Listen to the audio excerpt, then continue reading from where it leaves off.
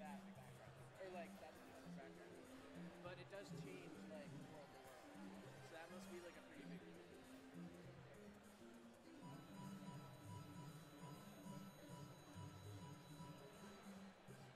Maybe C++. Wait, now I think about it. Are you sure that version of Mario had the you can jump above and then make a right? I'm not sure if that version Oh, of you're Mario has right. that. I didn't think you can smash down. You're Yeah, right. I think that Mario has that. Now I just thought about it. I was like, wait, Yeah. I get it now.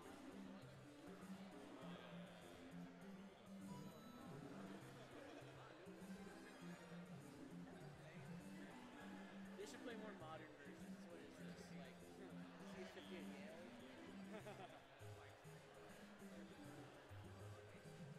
Are there people?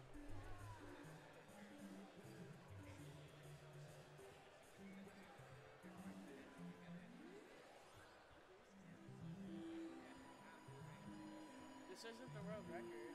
I've seen someone do it in 5 minutes. He defeated the game.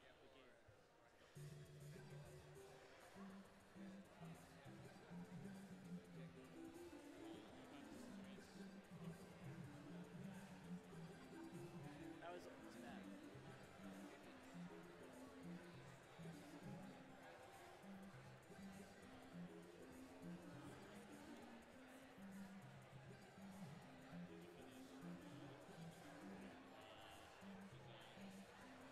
Every time he squats. There you go. You got one.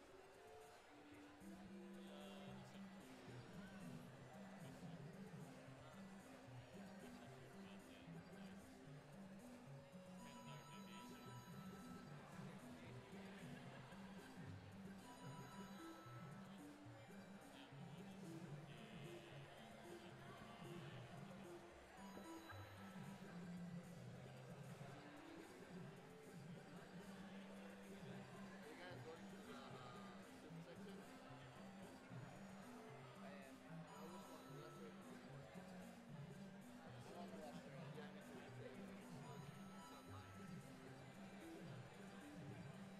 Alright, Robert, we know you're on. No, I think I might swing by the lesser also. I'll just swing by between the two. It is somewhere in between. So like, if you're somewhere in between, you go to either. Yeah, you can go to both or just whichever one you want.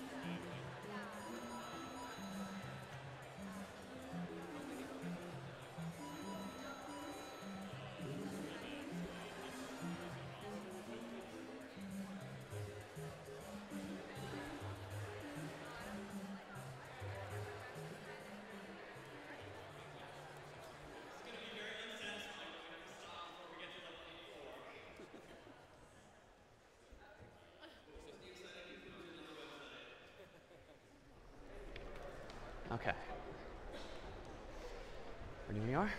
All right. So this is CS50, and this is lecture 2, our continuation of C. And for the next several weeks, we're going to keep using C, but we're going to focus less on the language and the syntax, which we'll get experience with over time by way of the problem sets, and more on the ideas and more on the problems that we can solve. But before we forge ahead with anything new, let's take a quick look back at where we left off and what we'll sort of assume for today's comfort level and ask any and all questions along the way. So in order to program last time, we needed a tool, and that tool was this thing here, CS50 IDE.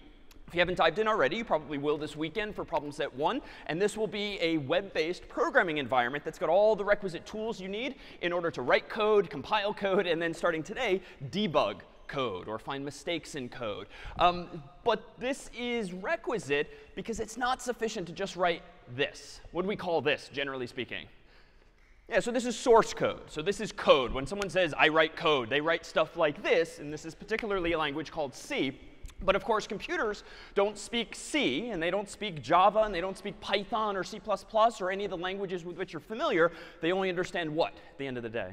Yeah, so binary. So binary is, of course, zeros and ones, otherwise known as machine code in this context, insofar as it is code. It's instructions that implement some problem-solving techniques, but it's just zeros and ones that computers understand. So we needed a tool to get from A to B, and that was called what?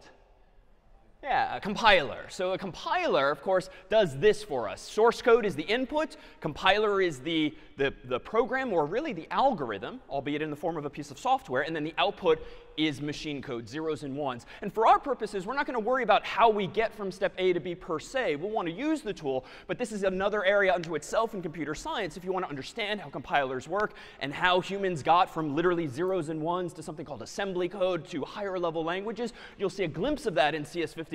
But it unto itself is a whole field that might prove ultimately of interest. But this, more mechanically, is how we compiled code. Clang is a compiler, stands for C language, and it's just software that some humans wrote some years ago. And there are alternatives. If you've ever used Visual Studio in the Windows world, or GCC in the Linux and Unix world, there's bunches of other compilers. We just happen to use Clang, since it's pretty popular. And then that second command is even stranger looking, but it represents the act of doing what? ./a.out. Yes, over here. Yeah, running the program, exactly. So ./a.out is a cryptic way of running a program, but it's like the textual equivalent of double-clicking an icon. And a.out is just like the default name you get, assembly output or assembler output, when you compile a program without specifying its name. But we were able to specify a name. If you introduce a technique called command line arguments, you can be a little more precise, clang-o for output, then any word you want. In this case, I went with hello, and then the name of the program or the file that you want to compile. But this, of course, gets pretty tedious. And in fact, there's a missing step. Sometimes, when you want to write a program, it suffices to compile it exactly as that. But let me go ahead and do this. Let me go ahead into CS50 IDE, and let me go ahead and briefly do the following. File new, and let me go ahead and save this as hello.c. And just from memory, I'll quickly recreate that same program, int main void, and then we had printf, hello, comma, world, and then just for good measure, \n, which means move the cursor to the next line. And now I'm going to go ahead and save that. If I go ahead now and run clang hello.c, looks good, and ./a.out, that looks good too. But recall that we introduced some other functions the other day as well, like getString and getInt, and we'll see bunches more before long. And if I do that, notice that I have to do a couple of things. So if I want to do like string name gets getString, and then quote unquote name to prompt the user, recall that the left-hand side says, hey computer, give me a variable that's going to store a string, call it name. Could have called it anything. I could have called it s. But why might it be arguably better to call my variable name instead of string, or s rather? Yeah. Yeah, it's just clear, right? It might be a very marginal, nitpicky detail, but it's just clear. And when our programs get bigger, it's just nicer to be able to read words and understand implicitly what they mean without having to think through what x or y or s or whatever it actually is. On the right-hand side, meanwhile, we had this function getString, whose purpose in life is to go get a string from the user from his or her keyboard, prompting them with a word like name, and then return it, just as Sam handed me back a slip of paper with a name on it. But there's a catch. It's now no longer sufficient to just adapt my code for this new approach. And I had, again, to change that second line, I had to give a placeholder, which is %s. And if that's a little cryptic looking, just kind of think of it like a Mad Lib, if you're familiar with those, where there's just like a fill in the blank here. And all %s is doing is saying, put a word there. What word? Well, whatever comes after the comma, whatever variable or value is there. So that's good. But a couple of things can go wrong. And let me point those out so that you don't perhaps trip over it yourself on your own. Let me go ahead and do clang hello.c now that I've made these changes and saved them. bunches of errors all of a sudden, even though I've not changed all that much code. Again, rule of thumb from last time should be, even if there's lots of error messages, always look at the first one first, because the rest might just be kind of a resulting cascade of errors, only one of which is important, which is the first. Now it says use of undeclared identifier string. Did you mean standard in, which is something else altogether? I didn't. I meant string. And it turns out that string is a feature of the so-called CS50 library. So this is one of these training wheels we're just going to use for a few weeks until we dive in underneath the hood of strings too. But in order to use anything from CS50, what did I need to add to my code too? Source code, yes, but what else? The library. And the library was the CS50 library, and that means there's a file somewhere on the computer in the IDE called cs50.h, so-called header file. More on those in a bit. And so I did forget that detail. But suppose you don't recall that yourselves. Well, you might recall from one of our orientation sessions that CS50 has tools with which to help for this too. You don't have to turn to this course's online discussion forum. You don't have to go to office hours necessarily for error messages like this. If you can't quite wrap your mind around what's happening, go ahead and do this instead. Instead of just running clang hello.c, do something like help50 clang hello.c, where help50 is a CS50 specific command, sort of a virtual teaching fellow, if you will. And if we recognize your error messages in yellow at the bottom, we'll highlight the first one, and then we'll try to give you advice like you might get in person. So by undeclared identifier, clang means that you've used a name, string, on line 5 of hello.c, which hasn't been defined.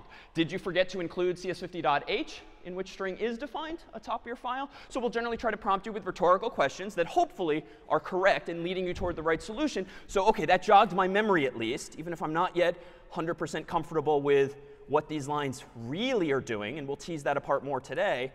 But it feels like I'm trying to do this. But it turns out there's one other gotcha here. Clang hello.c, enter.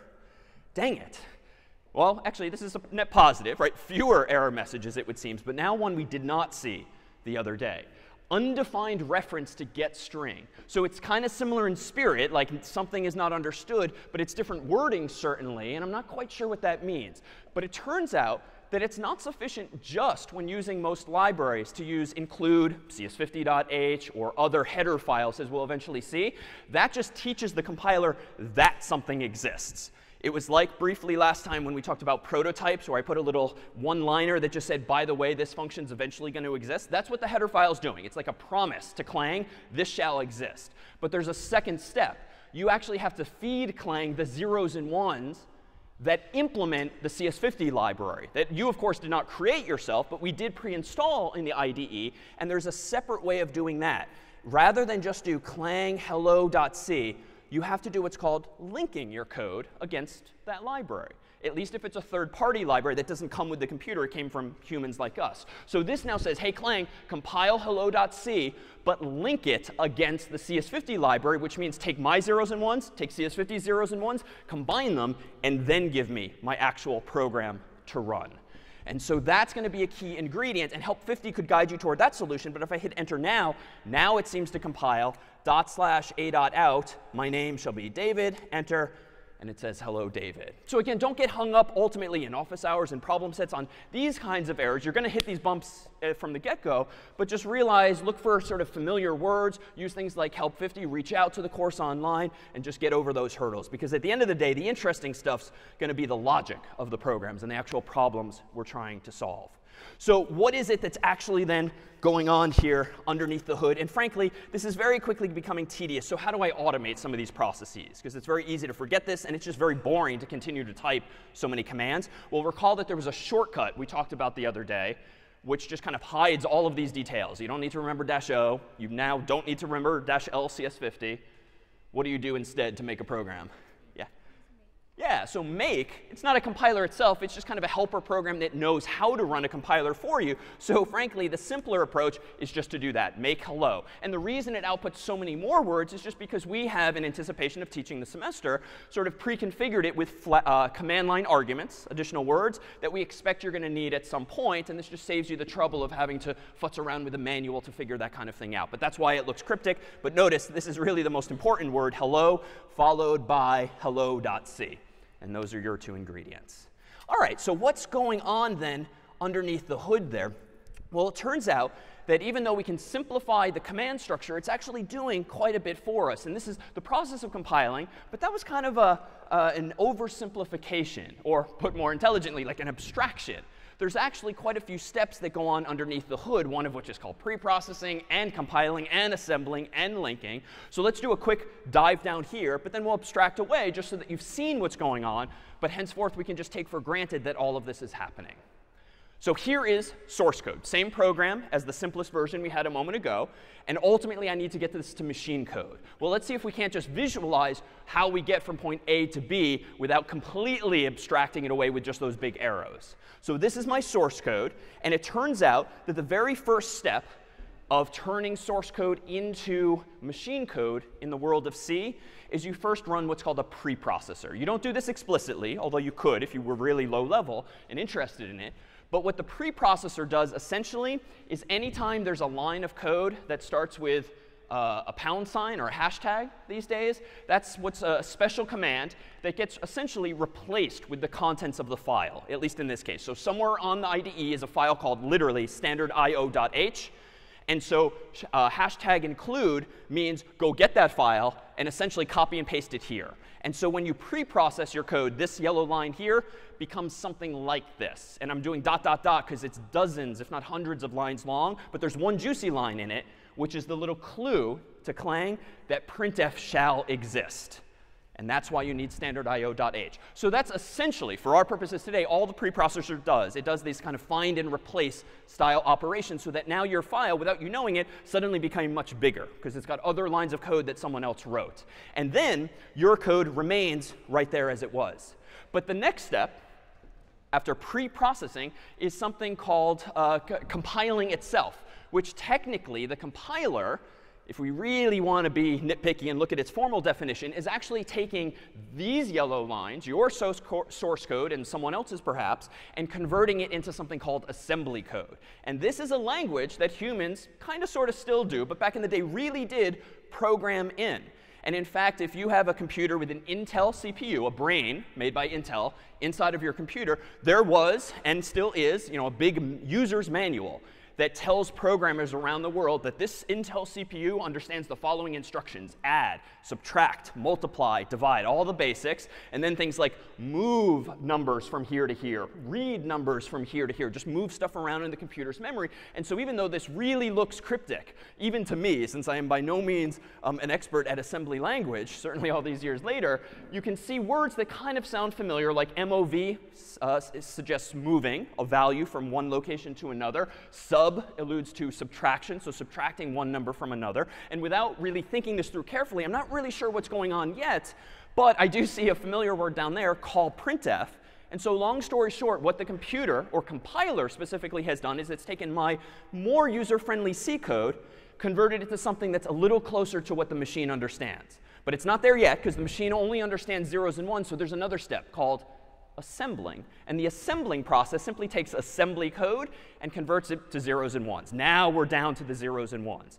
And what's amazing, if it's interesting in the first place, is when you run Clang and hit enter, all of this is just happening instantly. And you're getting these zeros and ones as output. But I've left room on the other side because all we've done is convert my code from source code to assembly code to machine code.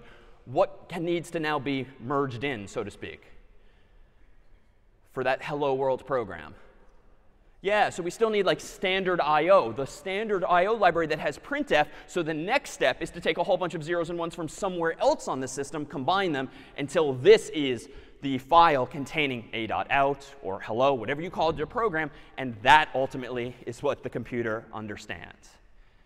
So that is a very low-level detail. Thankfully, we learned in the very first lecture this notion of abstraction, which means even as you dive in underneath the hood and sort of understand how we're building up, now, henceforth, literally every minute hereafter, that whole mouthful just becomes compiling.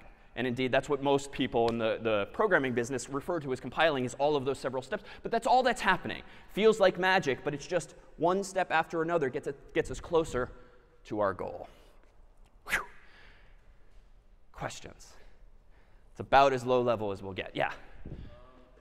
Why do you have to go through assembly code and then the machine code? Why not just go straight to machine code? Good question. Why do you have to go from one step to another, like from a source code to assembly code to machine code? You absolutely could. It just happens to be the case that there's lots of humans in the world and lots of people working on different projects. And this notion of layering your software on top of someone else's, on top of others, allows us to build more complex systems much more cleanly, if you will. And there's different types of computers in the world. There's Macs, there's PCs, which even though these days they're a lot more similar underneath the hood, literally, than they used to be back in the day, there's different CPUs. There's phones that have very different CPUs. And wouldn't it be nice if I could write my programs in one language and compile them into zeros and ones that do work on a Mac and on a PC, and on an Android phone, and an iPhone, and so forth. And that's why by having these sort of different layers, one set of humans, or one person, can implement the process of converting C to assembly code. Then someone else can take it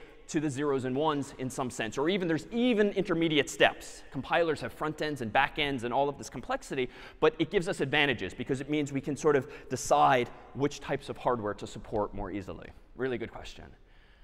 Other questions? OK, so with that said, let's now consider any number of ways in which things can go wrong.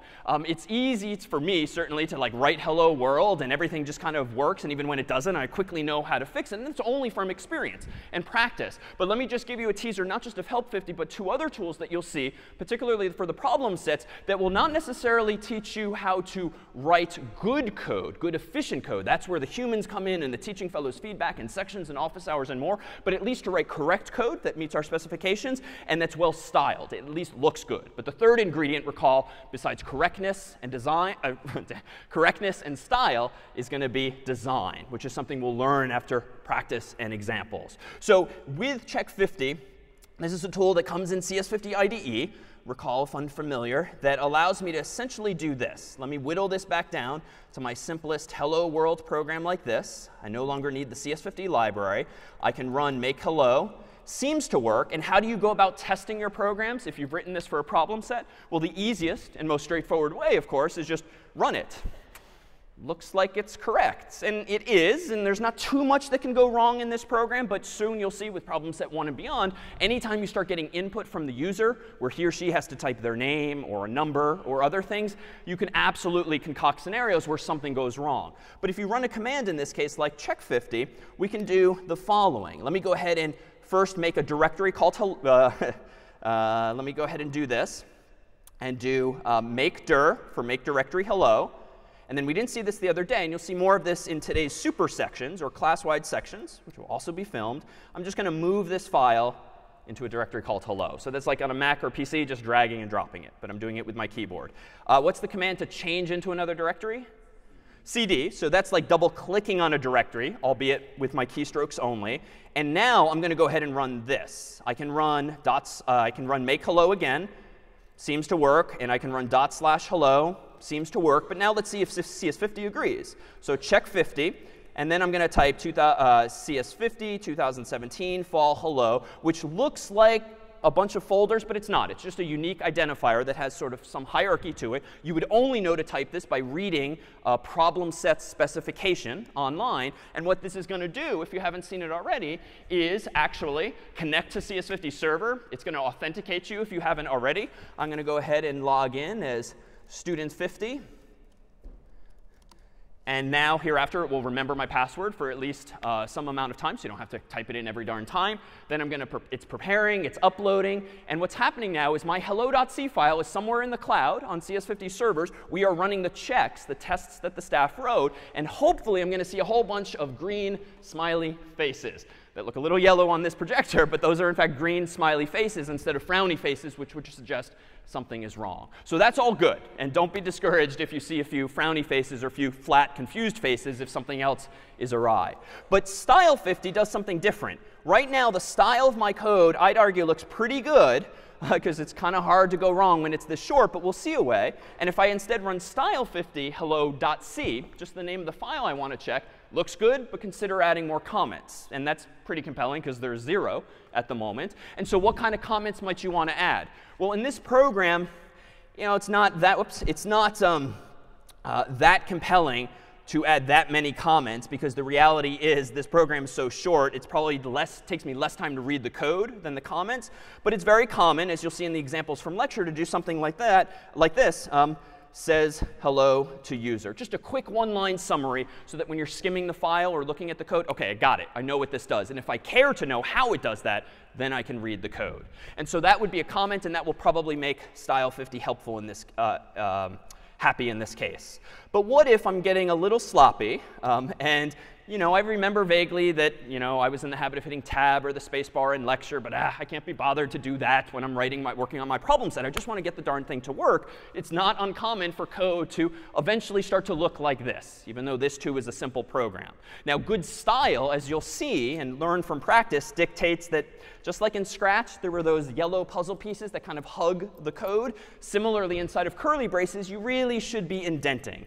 And so if I go ahead and sort of forget that and now run style 50 on hello.c, I'll see my code outputted in the terminal window, the bottom of the screen. But green suggests, hey, programmer, add the following characters. So green suggests add here. And if I go ahead now and re-indent that by hitting tab, specifically 4 spaces, which is a human convention, it should make it happy again. We can go in the reverse direction, though. Suppose that I got a little confused as to what I actually am supposed to indent. And you might even see in textbooks and some online resources, some people write their code like this. Let me go ahead now and run style 50 on this.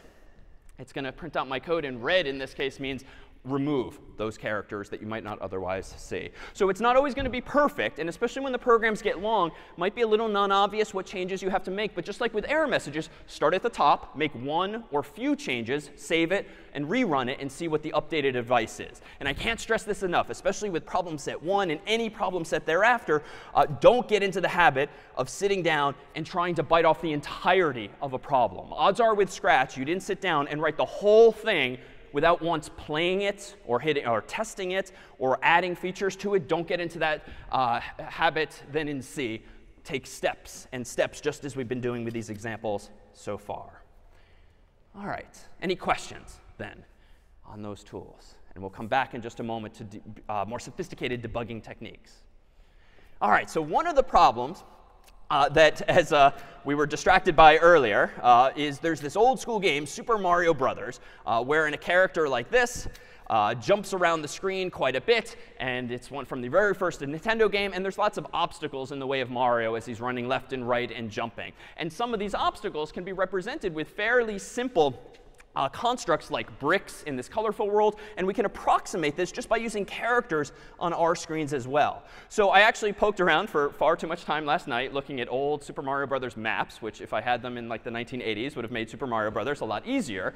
But people have captured all of the imagery from this game. And one snapshot from this game was a screen like this. So eventually Mario is supposed to run through this, and he's supposed to bump his head up against the question marks and get coins and so forth. But for now, I'm going to really, really simplify this and propose that all I care about for the sake of discussion is this line of question marks. How would a computer program, whether in Super Mario Brothers or today here in Sanders, go about printing like a line of question marks in a row like that? Well, let me go ahead and open up CS50 IDE. I'm going to go ahead and create a new file here. And I'm just going to go ahead and call this, say, Mario0.c, because it's the first or 0 version of this program. And I just want to print like 4 question marks. So let me take a stab at this first. So include standardIO.h, which I think I need because why?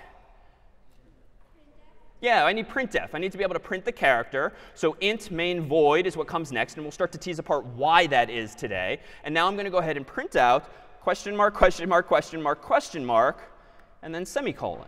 All right, let me go ahead now and make Mario0 ./Mario0. And I kind of sort of have a very ugly textual representation of a really fun, at least 1980 style game. But there's a slight aesthetic bug, and I made the same mistake the other day. How do I move my cursor onto the next line?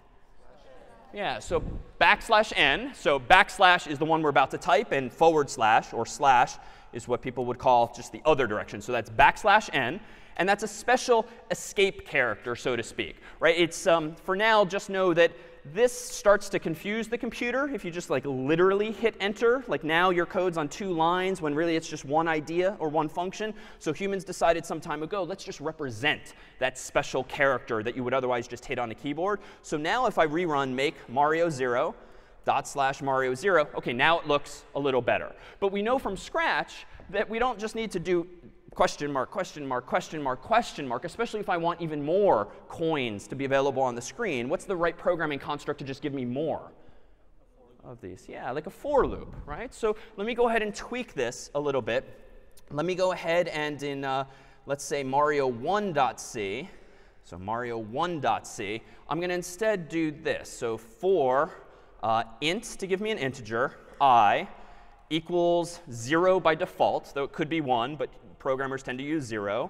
I is less than, I'm not sure, so let's just put a big blank there for a moment. And then I++, I remember, being the way to increment. And then inside of this loop, I'm going to do printf, question mark, semicolon. And now let's answer this question. If this for loop, which recall has a very, very methodical process to it, it initializes, checks the condition, does something, increments, checks the condition, repeat again and again. What number should I put on the otherwise blank line here? So 4. But if I'm counting from 0 to 4, that feels like it's 5 numbers. So 3 might get me closer, but less than. We have this relational operator. Less than could have been greater than in other contexts. So the less than actually saves us. If I do 4 here, think about logically what's happening. I gets initialized to 0 for the first time, and we get a question mark printed. Then it gets ++ed, and so it becomes 1, which is less than 4. And so that's the first time I printed a question mark. Then I becomes 1 next. I print another one. I is now 1. I do another. I is now 2. I do another. I is now 3, which is not consistent with the number of fingers I'm holding up because I started at 0. But once I becomes 3, and therefore I've already printed my 4 question marks, the next value I is going to take on is 4 itself. Is 4 less than 4? No, so I never get a chance to print another question mark or put up another finger. And honestly, this is like a waste of intellectual capacity to like think through, OK, how many numbers are between like 0 and 4? We could have, like most of us in this room just think, could have just done I is less than or equal to 4, and that too would have worked. This is even more clear, perhaps. You start at 1, and you count up to and through the number 4, and that will give me 4 fingers as well. Why do we start counting at 0? It's kind of just because, but more technically, it's because it's easy to start counting with all 0 bits per our first lecture. So it's just a habit. And it's fine if you're more comfortable this way, but before long, get into this habit just because everyone else does it this way. OK, so now let's go ahead and print this out. Make Mario1 /Mario1. Still that bug. OK, is this going to fix this? Why not? Yeah, that's going to do question mark, new line, question mark, new line. That's not right. So what line number should the \n really go on or between? OK, so it should go outside the for loop. So specifically, I saw a hand in back too. What line number? Yeah. Yeah, so like between 8 and 9. There's no room there at the moment. That's no big deal. We'll just hit enter, printf, and I can certainly just do a single \n even with no words to the left of it. That too is OK. Let me recompile this. And honestly, if you get bored retyping the same commands, know that you can also hit up and down on your keyboard, and it will go through your history, so to speak. And that too, over time, will start to save you time. So there's make Mario1, enter, /Mario1. Or I could just scroll back up as I did before, and now I get those 4 question marks. But now let's actually create this a little more interestingly as follows. Let me go ahead and not just hard code 4 into this program. Let me make one more version of Mario, call it Mario2.c, and this time actually get some user input. How about I do int n, because n is like a number, and it's just common convention to call it that, get int, and then I can say number, semicolon. And now instead of hard coding 4, why don't I just put n there, which I can certainly do. So let me go ahead now and run make Mario2. Uh-oh. Error. Yeah, I forgot CS50.h. So I have to go back up here. I'll just do a quick copy, paste, and then change the word CS50.h. Now I'm going to clear my screen. And to clear your screen, you can hit Control L, for instance, which just keeps fewer characters on the screen for us. Make Mario 2. That worked. I didn't need to worry about the -LCS50 because, again, make does that for me. That's one of the features. And now I can do make Mario 2. Number, how many question marks do we want? So I heard 7 first, and now we have 7 question marks. And it's not necessarily going to look super pretty. If I do 700, now I'm going to get a whole lot. But look how quickly it did that for me. And so we have this power now of loops. So that's good. But you know what? I'm a little, let's see. What about this? What about -50 question marks? Is -50 an int? It is. So we will get it for you via the getInt function. But that's not really logically what we want. So think about it. On line 7, if n equals -50, how many times will the for loop execute? Why none? Yeah, because 0 is, in this case, greater than -50. So that condition never lets the loop actually proceed logically. So we're kind of OK. Nothing seems to happen. I get this sort of ugly blank line. And maybe that's arguably a bug. But at least it didn't like freak out the computer and just kind of print things infinitely many times, as could actually happen. So let me go ahead and actually, let's, well, the risk of losing control over my computer. Let's go ahead and change the logic. Suppose I change the less than to a greater than, and we initialize n to -50. And now is 0 greater than -50? Yes, and it's going to be that way for like a really long time, most likely, right? Even as you increment it. And so let me go ahead and do make Mario 2, and then hold my breath, and do -50. And like even the internet and the computer can't really keep up, and that's why you're just kind of seeing it bursty like this. We're sending thousands, tens of thousands, millions ultimately of question marks across the screen. And that too you might do accidentally. And so just as I did, you can hit the secret keystroke, which usually works, which is Control-C for cancel, and that will stop a program in the window from running. All right, so I've gone ahead now and implemented kind of a very weak approximation of this, so that's great. Let's now take a step up and consider not just this construct, but if we fast forward in the game to this part of the screen, now maybe we have a vertical block as well. And let's just consider for a moment, what about my code needs to change if I want to print 3 or maybe any number of vertical blocks? Like fundamentally, how do I want to change the code? How do I want to change the code? Yeah. Yeah, I just need a line break, where I accidentally almost did earlier. But in this case, it would be a good thing. So let me go over there, and let me just quickly make Mario 3 by starting at the same point. So Mario3.c. And then let me go down here and change this as follows. Let's make this I is less than n the way it's supposed to be. And just so that if we upload these later, I don't forget. And now I'll do a hashtag just because it looks more brick-like. It's not one of those coin things. And now I do this here. I don't think I need this anymore. So let me save that and run make Mario 3. Seems to be OK compiling-wise. Mario 3, number 3. And I get 3 of those. And now I can do maybe 5 of those. That works, and so forth. So there's still an opportunity for improvement here. In case I want to pester the user to actually cooperate, such that if he or she types in -50, I don't want to just like quit. Like I want to yell at them or somehow give them feedback and say, like, give me what I asked for.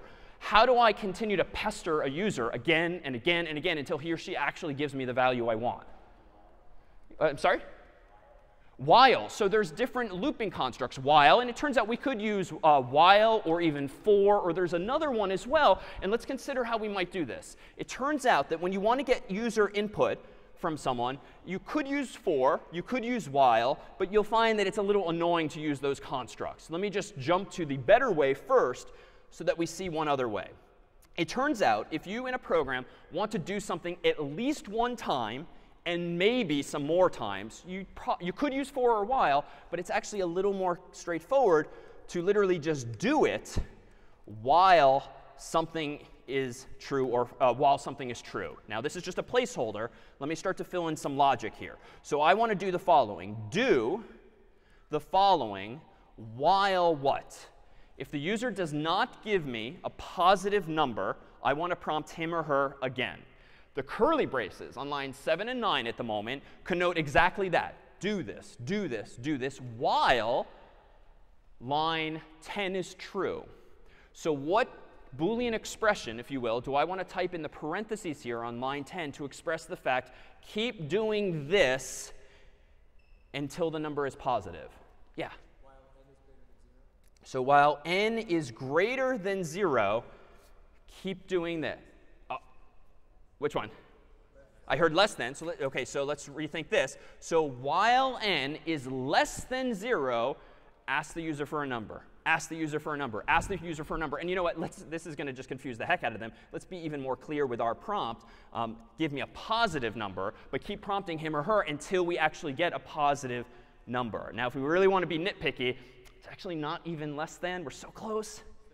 It's less than or equal to. Unfortunately, I don't really remember having a key on my keyboard that's got like an angled bracket and then a line under it, like you might write in math class. So there's a way to do that nonetheless on your keyboard. I actually just do them side by side. This is less than or equal to. This would be greater than or equal to. And so now just get comfortable reading these things left to right. There's no special symbol like you would have in a math book or a homework assignment on paper. So this, I think, says the right thing. Do this while n is less than or equal to 0, which is, of course, not positive. And then down here, the rest of my code, I think, can stay the same. I just have a block of code up here now that's doing something. And you know what? This is where comments start to get useful. Prompt user for a positive number.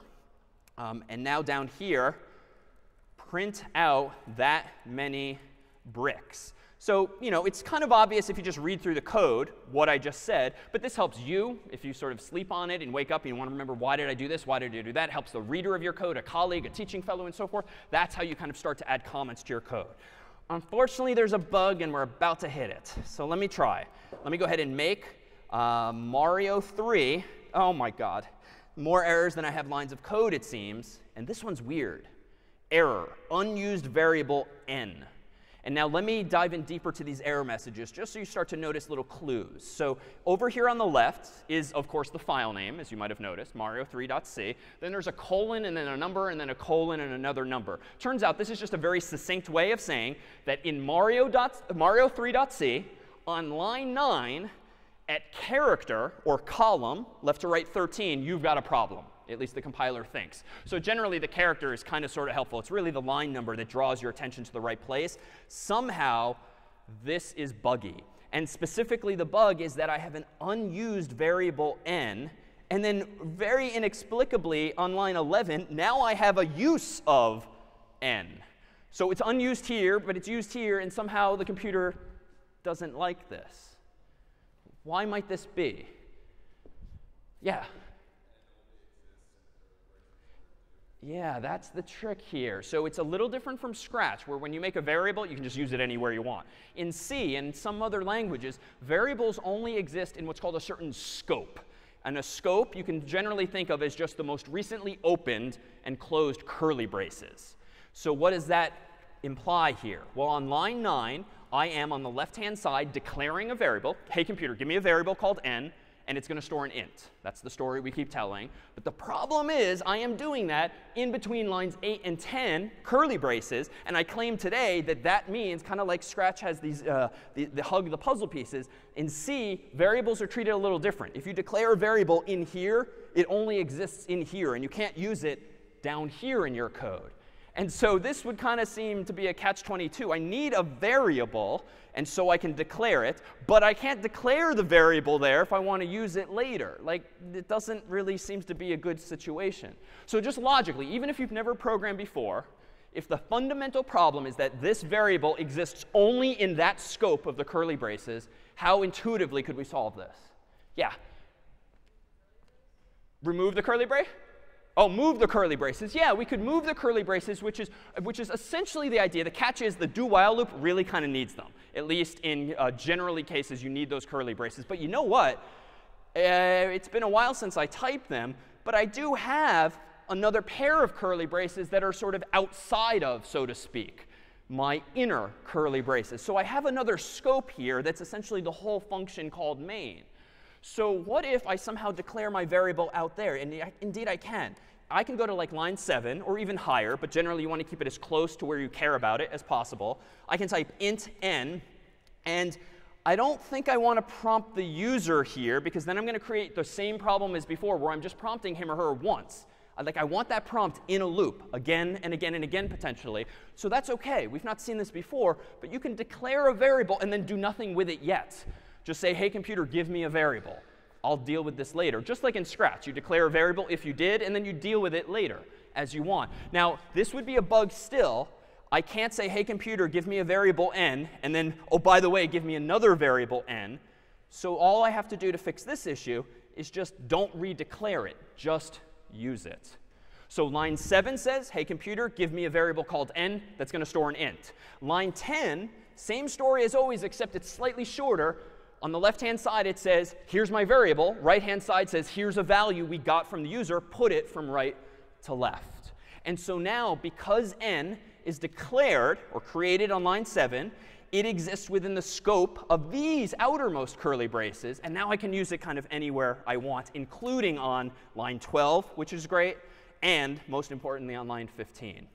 So let me go ahead and save this and do make Mario 3. Hold my breath. Good. It actually worked. /Mario 3, positive number. I'm going to give you -1. OK, I'm going to give you 0. Or fine, I'll give you 3. And now it actually cooperates. And so the do-while construct is still a loop. And Scratch doesn't really have an analog of this. But the do-while loop is still a loop, but it does something at least once. The difference fundamentally, though, is this. If I did this, like while n is less than or equal to 0, if I change this to a while loop, which we saw ever so briefly the other day as just an analog of the forever block in Scratch, if I do this, there's kind of a logical problem. Here's n being declared on line 7, so we're avoiding the scope issue this time from the get-go. But line 8 is saying, while n is less than or equal to 0. But what is n at this point? It's like not yet defined. And in fact, as we'll soon see in class, like it has some garbage value typically, some unknown value, remnants of whatever the computer used that RAM or memory for in the past. So this is like literally undefined behavior, it would seem. I don't know if the loop's going to execute or not because I don't know what's in n. So you could hack around this, so to speak. Hacking generally means like kind of sort of figuring out a solution to a problem that might not be the cleanest. And OK, let me just initialize it to like -1000 because I know that's less than or equal to 0. So it's a hack in that it fixes the logical problem because now on line 8 is -1000 less than or equal to 0? It is. So now my loop will execute at least once, and it will then change the value of n. But like, what the heck is -1000 coming from? Like, these kind of inelegant solutions would be horrible, horrible design. Even though it logically gets the job done and it's correct, bad, bad design. And so that's why we started with a better design with the do-while loop. But you'll find there's many different ways to do things. And you might not, certainly in problem set 1 or 2, do things always the right or best way the first time. And that's OK, because with practice and experience, you'll begin to see patterns with which you can solve these same kinds of problems. Any questions on these approximations of Mario? Well, let me do one last one involving Mario, and kind of like this. I spent way too much time looking for parts of Mario that kind of painted these pictures, and I found this, these additional bricks underground in the fire level. And suppose I wanted to print like a cube of hashtags. So not just a horizontal line, not just a vertical line, but kind of sort of both together. And indeed, you can think of these bricks as exactly that. It's like hashtag, hashtag, hashtag, hashtag, hashtag, hashtag, hashtag, hashtag, and so forth. Kind of like an old school typewriter, printing one line at a time. And if you even remember typewriters, you can actually think of computers and printf as behaving very similarly. You can print something, then do the \n. Print something else, do the \n. So what is a square like this on the screen? Well, it's really just the process of like painting the screen, if you will, from left to right, moving down, left to right, moving down. And how do we do this? Well, what was the type of code we used in order to do something again and again and again? The for loop was the first one. We could use other constructs, but I'm going to go ahead and use the for loop again. Let me save this as Mario 4 as our fourth and final example. I'm going to keep this code up here because I still want to prompt the user for some number of blocks, a positive number at that. And now I don't want to just do this, but let me just see where I left off. Let me go ahead and make Mario 4 /Mario 4, and let's do like a 5 by 5 block. OK, that's not. That's just a column. So I've got to do a little more.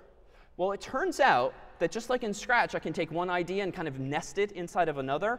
let me go ahead and do this. How about inside of my for loop that's going from I to n, let me do another one for int. And I don't want to reuse I, because I feel like if I use I in two places, something's going to get messed up. So I'm going to go with the next one alphabetically, j, which is actually pretty common. So int j gets 0, j is less than n, and j plus plus. And now in here, I'm going to put that brick. I think I need to get rid of this here. And let's see now what happens. So I've got a for loop inside of a for loop. If I go ahead and do make Mario4, enter, code is compilable. /Mario4, let's type in 5. I think that's actually like 25 if I really count it out. That's not what I wanted. I wanted a square. So what's obviously missing aesthetically? A new line, but I kind of thought that doesn't go here, right? Because if I do this, just real quick teaser, if I rerun Mario 4 after making that change, now I've just made the opposite problem. So what needs to change? Yeah. Oh, just scratching? OK, what needs to change? Yeah, over here. Yeah, and what line would you propose the printf with \n? Sorry? 21. So like above or below it? Above it. OK, so let me go there. So let me go ahead and printf \n. And now let's see. So make Mario4, /Mario4, enter, beautiful. Beautiful. It's not quite a square on the screen, because like the hashtags are a little more vertical than they are wide. But that's OK. We've built this sort of approximation of that level too. And now, just for good measure, let me just think about it. This is kind of an oversimplification. Print out that many bricks. So print out this many rows or columns on the outside. And then in here, where we're going with this, print out this many. What should my comment here be? On the tops. Top one is rows. And then down here, this should be columns. And it is. Because on the outermost loop, you've got I. And it's starting at 0. And it's eventually going to 5. But whenever I is 0 at the beginning, it's like the cursor is in the top left-hand location by default on the screen. And then you've got this nested loop, which says, oh, by the way, do the following 5 times. What are you doing 5 times? Hashtag, hashtag, hashtag, hashtag, hashtag. Then a new line. Then I becomes 1. So it's like moving over. Then I becomes 1, which means you're now on the second row because you've printed out one of those new line characters. So here, too, this is where comments would be helpful, because frankly, even I had to think about that. And you don't want to waste time thinking about code you've already written. Just give yourself the answer to why you made past decisions, as in a case like this. All right, so suppose something's going wrong. And in fact, we already solved the problem of like a lot of hashtags going this way and a lot of hashtags going that way. But suppose you want to wrap your mind around what your code is actually doing. It turns out that we have 2 other tools we can use. It turns out we have in the CS50 library a function that's almost identical to printf, except we called it eprintf, or like error printf, just to help you see what's going on inside of your code. And you should use it as follows. If you kind of want to wrap your mind more clearly around what your own code is doing, or for that matter, even an example from class that you downloaded, you can add certainly your own lines of this, like, hello there, I'm at home playing with this code, or something like that, right? So something nonsensical, but at least now, when you see that sentence on the screen, you know on what line the computer was executing your program. So you can be a little more methodical than this. And with eprintf, notice we can do the following. I'm going to change this to just eprintf, and it works the same. And I'm going to go ahead and do this about to prompt user for a number. Like, I just want to provide an explicit note to myself temporarily what should be happening here. And let me see now what happens. If I do make Mario4, OK, /Mario4, I get a little ugly output, but it's just diagnostic. It's temporary. It says Mario4.c on line 10 is giving the following message, about to prompt user for a number. That's just a note to self so that I'm comfortable understanding the flow or the structure of my program. I can still interact with it. Let's type in something like -1. And what should I see next on the screen if I type -1? Yeah, another prompt, about to prompt user for number. So it's just like a sanity check. Like, if you think something's going to happen, Tell yourself that it should in your code, and make sure you see what you expect to see. And then once you're sure your code is good, then don't submit it with this, because this is not like correct per the specification. You can just get rid of it at that point. But frankly, that gets tedious very quickly. Oh, and how do I kill my program if I don't want to keep playing? Control-C will terminate the program. There's one other tool, perhaps the most powerful, and I can't stress this enough. Get into the habit of using this as needed early on. Even if it takes you an extra 10 minutes, half hour to play with it, it will save you potentially hours over the course of the semester. And that is a program called a debugger. So a debugger is a program that helps you remove bugs or mistakes from a program. And it works like this. I'm going to go ahead and recompile Mario 4. And now I would normally run it, of course, with /Mario4. But suppose I have a bug, and I really want to understand what's going on. I'm going to do the following. You'll notice that all of my examples thus far have line numbers in the so-called gutter of the program, left-hand side. And it turns out you can actually click to the left of those numbers at, like, this point here. And you can put a red dot. This shall be known as what's called a breakpoint. This is like a little stop sign, only for yourself, that says, hey, computer, pause my program here, or really stop my program here, like a stop sign, temporarily. And let me, the human, go at human speed, not like billions of things per second speed. And by this, I mean the following. I'm going to now run not Mario 4, but debug50 space Mario 4, which again is a program we wrote that invokes or starts the IDE's built-in debugger. So notice magically, this right-hand panel just popped out. And it's actually always been there. It's always said debugger. And it just happened to open that window for me automatically. And let's see what's going on. There's a lot of words, but we're familiar with many of them already. Notice that down here is the word local variables. And then there's kind of a table here. It's not very big, because I only have one local variable. And at this point in the story, my variable n happens, I got lucky, it has a default value, it would seem, of 0. I shouldn't rely on that, but it's just so early in my program that it seems safe that it's, well, rather, it's so early in my program that it happened to have the value 0 in it for our purposes today. And it's of type int. But what's cool now is the following. Now notice that my program is effectively paused on line 7, or specifically line 10, which is the first interesting line. That's why it's highlighted in yellow. And what's cool here is this. Up here in the top right, you have a play button, which will just say, meh, play the rest of my program. Just let it go through without pausing. Or if I hover over this thing, you can step over this line, which means, hey, computer, execute this line, but at my human pace, just one line of code at a time. If you're really curious, you can step into that line of code, but more on that in just a moment. Meanwhile, this is step out, which is if we've actually dived in deeper. So what do I mean by all of this? So I'm currently paused on line 10, which was the first interesting line of code in my program so far as the debugger is concerned. I'm going to go ahead at top right, and I'm going to go ahead and click step over. And notice my terminal window is now prompting me for a number. Why? Well, because I've stepped over the getInt line, which means execute it. So let me go ahead and type in that number. Let me go ahead and type in -50, enter, and keep an eye on the variable on the right-hand side. Notice now in the debugger, even without printing it with printf or eprintf, I can see that n has a value of -50. It's just a sanity check, so to speak. I can see what it is to be sure it's consistent with my expectations. All right, that's not right, so let me go ahead and step over. And notice the yellow line moved because it's looping. You can literally see what I keep doing with my hand. Let me do it again. OK, positive number. I'm going to cooperate this time, 42. Enter. Notice at the right-hand side, the value n is indeed 42. And notice the yellow line, if I keep stepping, is about to jump to the next interesting line of code. And if I keep doing this, watch what's about to happen in the blue terminal window at the bottom. There's the first hashtag. There's the second hashtag. So the sort of fake animation I did the other day with just my slides and what I try to do verbally and with my hand going back and forth, you can now see much more methodically. So even if it's a simple program, and even if it's code you wrote, you can really see step by step what it is your program's doing. And maybe it's not doing what you expect. And if it's not, you'll see it visually.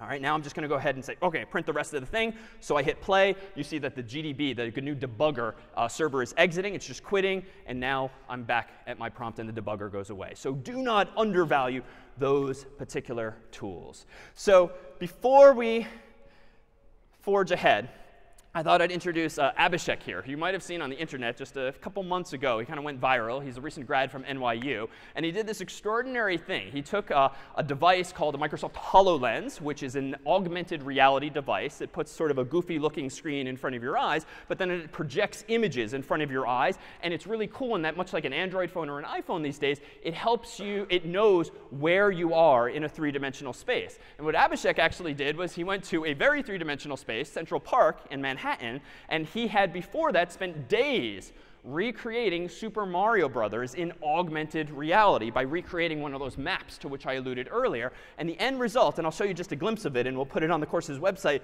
for you to see later in detail, was this, which is pretty mind-blowing and a wonderful application of computer science to the real world, literally. Hi, I'm Abhishek, and I've recreated the iconic first level of Super Mario Bros. As a first-person, life-size, augmented reality game that I'm now going to play as Mario.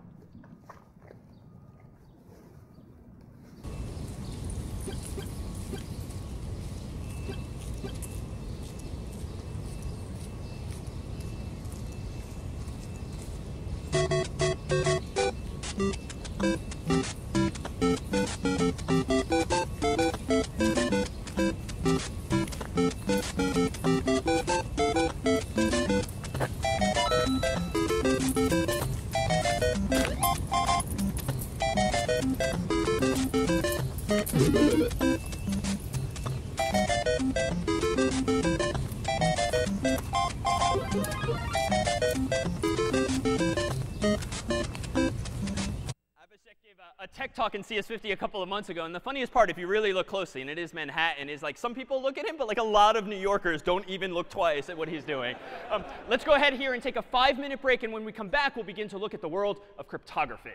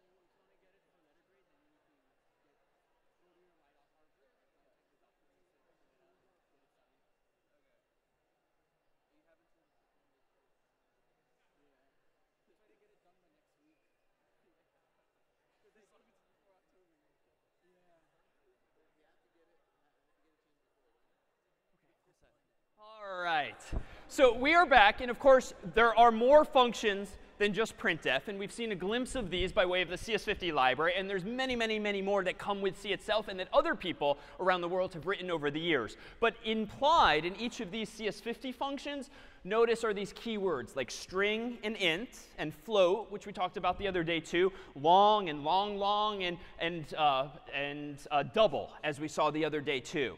So it turns out that C, to be clear, has what are called data types. And we glimpsed this the other day. Data types specify what type of data you can put inside of a variable. And that's what's different from Scratch too. In C and a few other languages too, you have to decide in advance as the programmer what kind of data are you going to put in this variable so that the computer, or really the compiler, knows. And so the compiler knows how to deal with it for you. Well, it turns out that if you want to print these things out, printf also comes with certain format codes. And we've seen %s for strings and %i for integers. And there's a bunch of others too. Perhaps the most common would be these, just so that you've seen them. %f for float. We saw that the other day. %lld for a long decimal number. That's one I often have to look up myself. And then there's even more of those too. So just realize that as you're getting input from the users, whether for problem sets or any other purposes, realize that sometimes you have to check the manual or the documentation, so to speak, for functions that you're using. And so that you know where to turn for those kinds of things, let me just introduce one thing real quick. And you'll see more of this in super sections and sections and beyond. If you forget, for instance, how certain functions work, you can actually type the following. Man get _ string, where man stands for manual. And this is kind of an old school command on Unix and Linux computers that have this text-based keyboard environment. And you'll see pretty much a standard structured user's manual for the function in which you're interested. So if you forget what we talked about in class, or you're not really sure how else you can use it, and the function is something like getString, you can simply read about it here. But sometimes, frankly, it's going to look a little arcane. I mean, we have not talked about what some of these symbols mean. The ... the word const, the asterisk that I've highlighted on the screen. So frankly, sometimes you will find the man pages, as they're called, the manual pages, just confusing unto themselves, which is a nasty situation to be in. If you're already confused and the documentation is not helping, you kind of need a third option. And so if you go to CS50's website, you'll actually find that there's a link to a tool that the staff has created over the years called CS50 Reference. This is a more user-friendly version of those same man pages, where we've gone through and sort of translated the very arcane English into less comfortable English, if you will. So if over here I scroll down to, say, printf, or rather let me just search for it, I can see printf here. It's inside of this header file, this H file on the system. And now I can actually read about it here. And notice at top right, checked is the less comfortable box, which means, hey, show me the language the TFs came up with as opposed to the default language. But it, too, is meant to be a training wheel. So if and when you're ready to sort of take away some of those simplifications, you can uncheck that box and now see the much more verbose technical version that you would actually see in the real world. So keep in mind those kinds of things, too, especially if it feels like we go through things quickly in class, which we do, and you need to lean on something authoritative thereafter. But let's tease apart what actually a string is. Let me go ahead and start actually with Stelios here.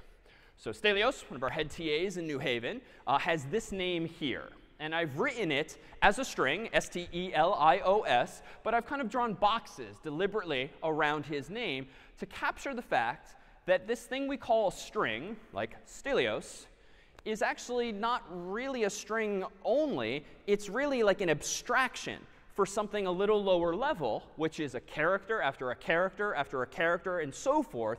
And so here, too, we see an example of an abstraction. Like, it's not that much fun to call Stelios S-T-E-L-I-O-S. We call him Stelios. But we, in languages like C, would call that construct a string, or more technically, a sequence of characters. But it's a string. It's a nice abstraction. It's a nice simplification.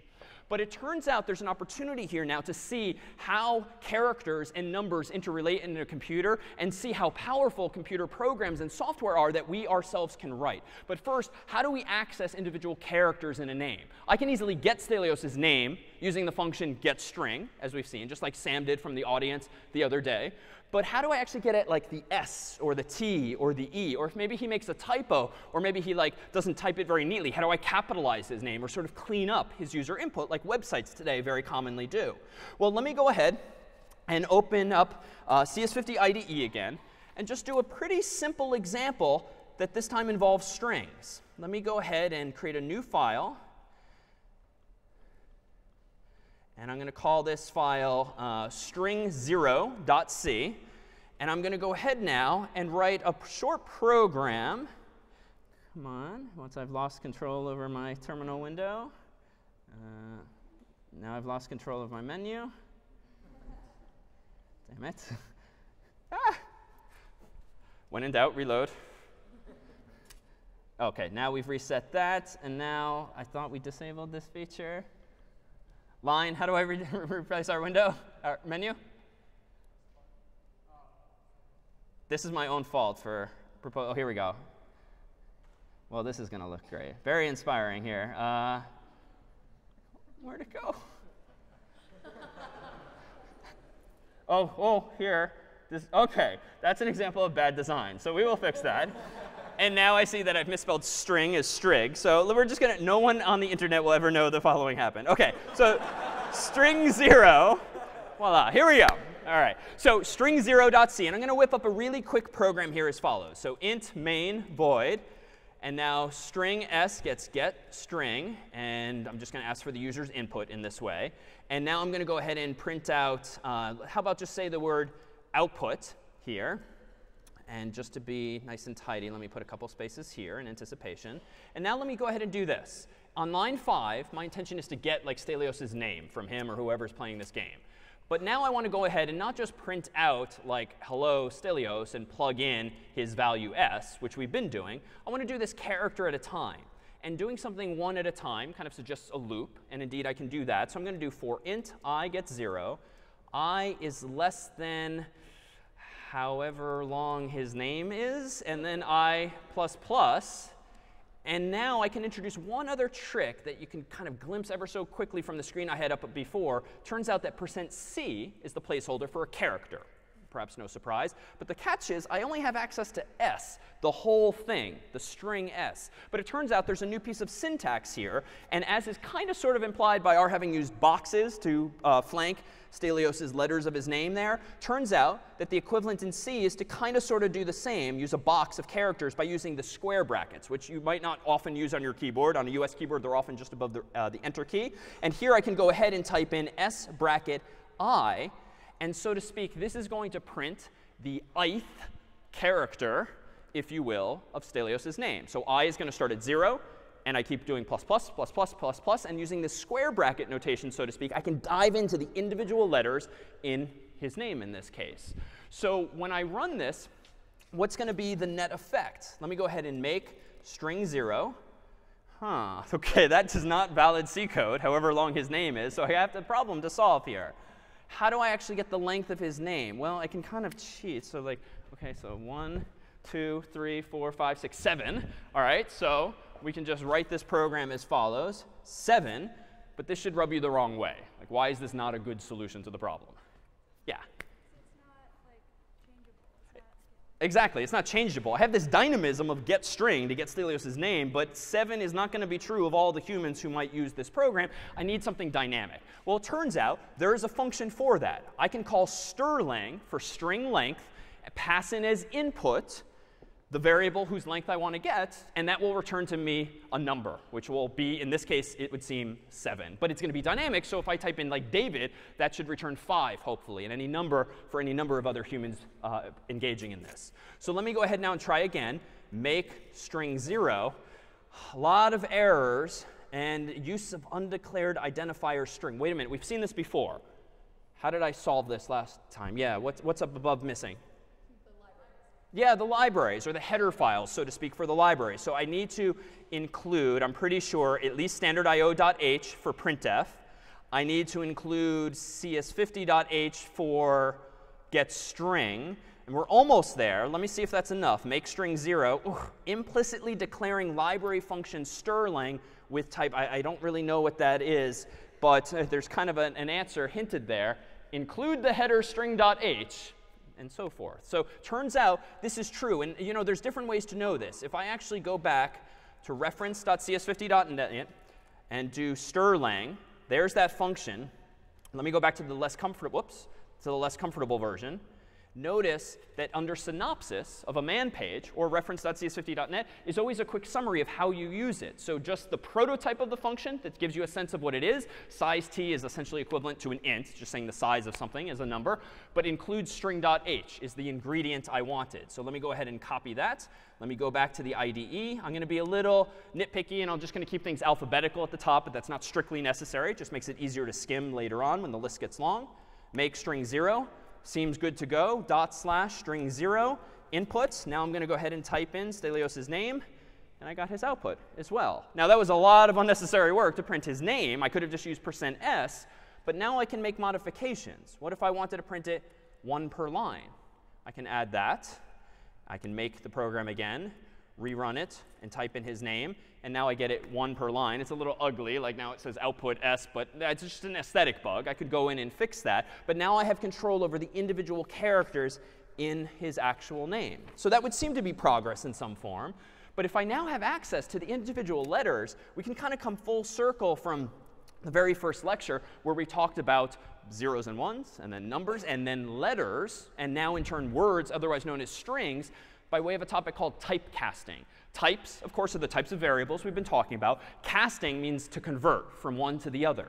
And if you might recall from the first lecture that capital A was the number we know in decimal is 65, and whatever pattern of zeros and ones that is. Capital B is 66, and so forth. So can I see that now for the first time? Well, it turns out I can. Let me go back to the IDE, and let me go ahead and create a new program called ASCII 0.c.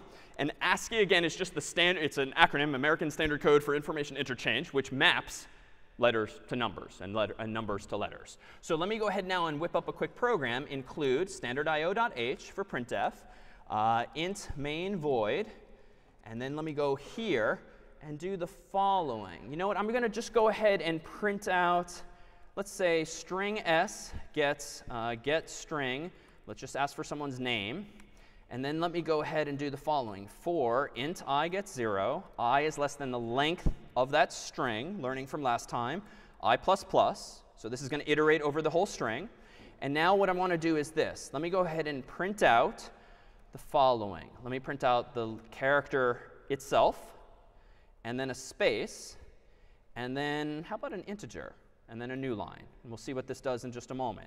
I want to plug in values for these placeholders. So how do I get at the first character of the name if the string is called s? Yeah, so s bracket I for the ith character. And that's going to plug in literally S-T-E-L if Stelios is the one playing the game. But now I put a comma to plug in a second placeholder.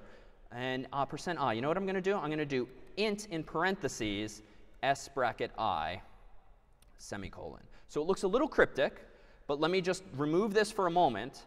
This is just the same thing twice. Print the ith character of the name, ith character of the name. But in parentheses, I'm doing what's called typecasting. I'm taking whatever that is, which is a char or character, and I'm saying, parenthetically, make this an int instead. So if it's capital A, it becomes 65. Capital B, it becomes 66, and so forth. And if I now run this program, or compile this program, after preemptively fixing what would have been a mistake by adding the header, make ASCII 0.c.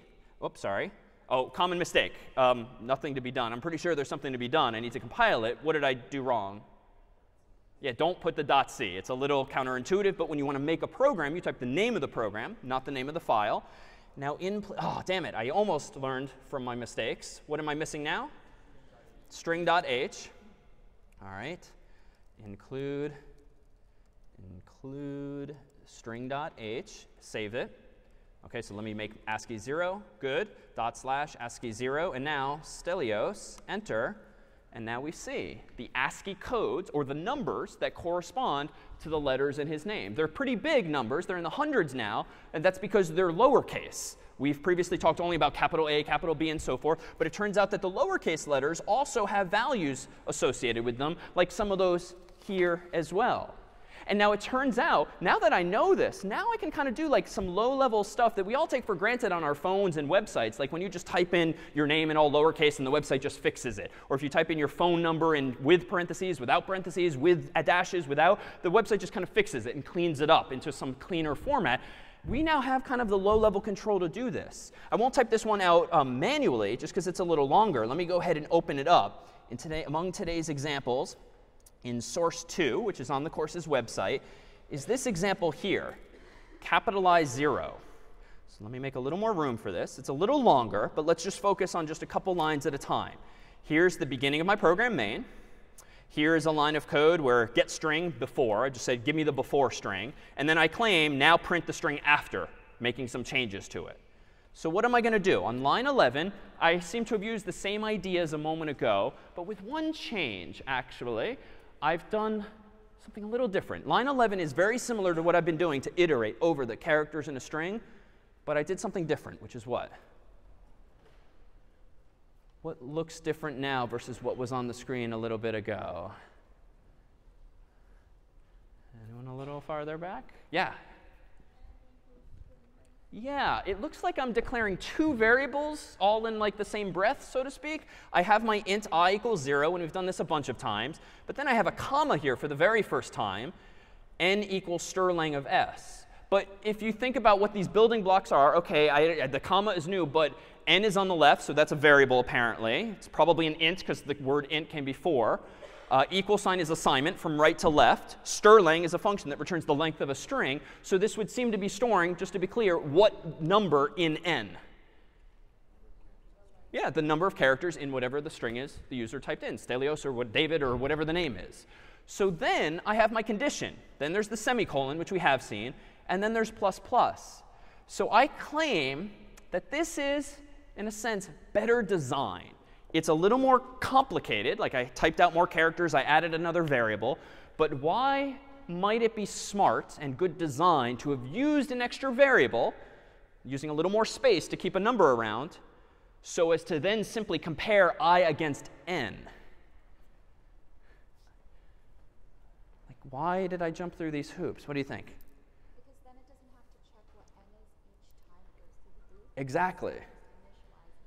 It doesn't have to check what the length of the string is on every iteration, because after all, once I or Stelios or whoever types in their name, it's not going to change. It is David or Stelios' name or Maria's name or whoever is playing the game. And so why would you keep calling a function saying, oh, by the way, what's the length? By the way, what's the length? What's the length? Just remember it the first time, because odds are it takes a little bit of time to do that computation and actually figure out the length. And so here, we've simply kept that answer around in n and can compare two variables. Meanwhile, here's a pretty big if-else construct.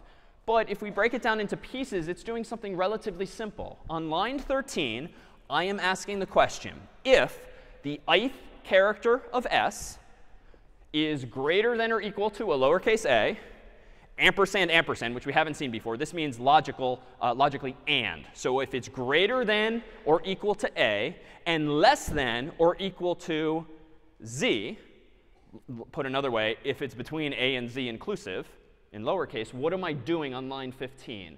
Which is super weird looking. I'm first printing out %c, which is my placeholder, but then I'm printing out the result of s bracket I minus whatever lowercase a minus capital A is. I mean, this is just strange now, but let me just point out one clue. Turns out there's a pattern here, and humans did this deliberately. If you can do the arithmetic quickly, how far apart is lowercase a from capital A? It's 32, right? And you can just do the math, like 97 minus 65. Oh, 32. How about capital B versus lowercase b? It's 32. 32, it follows this pattern. So this is to say, and it's sort of proof by example, like we're not even seeing all the way to z, but trust me, 32 is invariant across all of the letters of the alphabet. They're always 32 away. And I could hard code 32, but that feels a little inelegant. Why don't I instead just arithmetically say whatever the difference is between lowercase a and capital A, and that's all I'm saying in parentheses here. Whatever that numeric difference is in the computer's representation of my numbers, just subtract that difference from the ith character.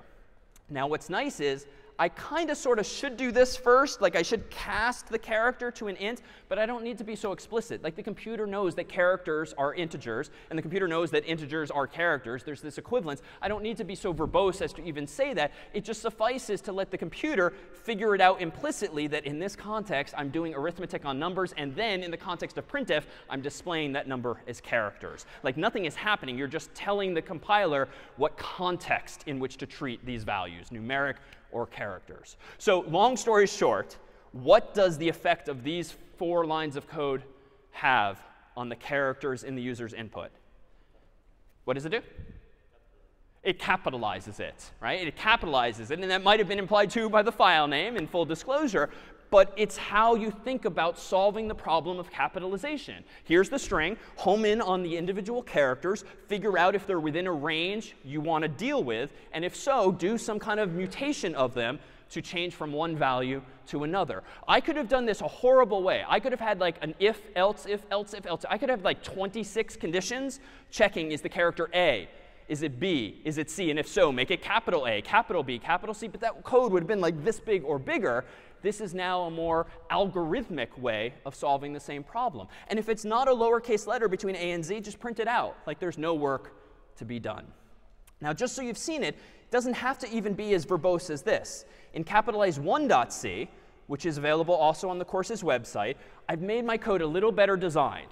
I'm now not reinventing as many wheels. I'm standing on the shoulders of smart programmers before me. And I've clearly changed at least one thing. Instead of doing this manual process of comparing against lowercase a and capital and lowercase z, I'm just punting and using a function, which beautifully is called isLower, which just literally answers that question. Because another data type in C is not just int and char and float and string in CS50's library, but there's also something called a Boolean. A Boolean, also named after bool, is similar in spirit to a Boolean expression, true or false, but a Boolean variable is literally just the idea true or false. And so isLower you can think of as returning a Boolean value. It returns true or false, yes or no. And the name of this function, therefore, is very appropriate. isLower, that's a yes-no or a true-false question. I don't know how it's implemented. If I really care, I could go to CS50 reference, or I could use the man command on the IDE, and I could actually check how this thing works. But I do need one takeaway. To use this, I need to use the C-type library. So there's other libraries that we're now just scratching the surface of, and you would only know they exist by reading documentation like that. But you know what? I can go even further. You know what? If some human years ago wrote a function to check if something is lower, what did he or she probably do as well for me? Yeah, is upper. Also, it does exist. Yeah, so spoiler here. So is upper exists. But if they checked if it's lower or is it upper, I'm going to just go on a limb. ToUpper? Yeah. So it turns out there's a function called ToUpper that converts a letter to uppercase. And indeed, I can now leverage this in my third version of this program as follows. Capitalize2.c gets even better designed still, if you will. It's even shorter, fewer lines of code, easier to read, fewer opportunities for bugs. How do I solve it now? I still iterate over each of the characters, but I just blindly call ToUpper on every character, because I read the documentation. If you pass a character to ToUpper that is already uppercase, it just prints it out. It doesn't change it. If you pass in a punctuation symbol, it just passes it through. But if you pass in a lowercase letter, it capitalizes it for you. And so I can now kind of I can lean on whoever implemented that before me. It could have been me. I could have wrote my own function called ToUpper, but I don't need to, because in the world of programming, there exist libraries of code that other people have written for us that we can leverage. Any questions then on that? Yeah? So this method you wouldn't be able to capitalize as the first letter. It would be all of them. This would be all of them, yes. So if I only wanted to capitalize Stelios's the first letter of his name, I probably wouldn't want the loop. I would probably just want to capitalize bracket 0 specifically of the letters, but I'd want to make sure that his name is at least one character long, lest he just have hit like enter accidentally or maliciously. Absolutely. So let's just dive in to one other detail here as follows. Suppose that I want to actually know what the length of a string is.